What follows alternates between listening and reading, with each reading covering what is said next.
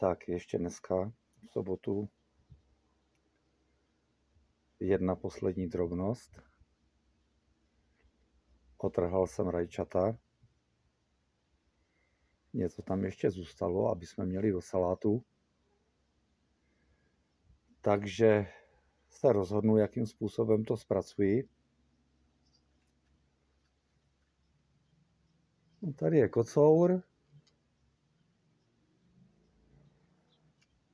Přikoupil jsem nějaké koření, já mám recept svůj, ale ještě se rozhodnu, jakým způsobem to budu dělat. Já jsem to rozvářel, dával jsem tam hřebíček a skořici.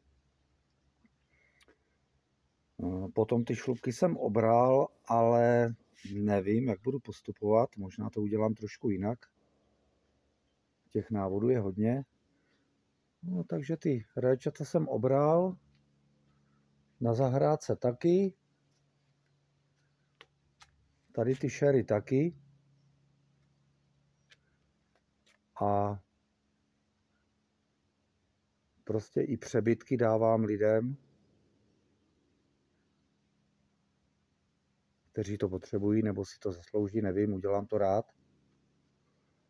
No a jak vidíte, Afrikáni taky docházejí.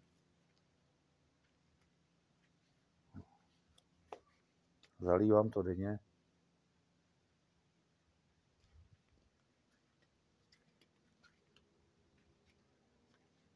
Se slamákem na hlavě.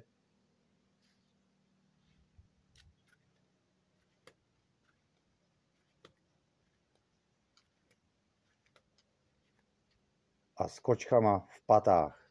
Naschle.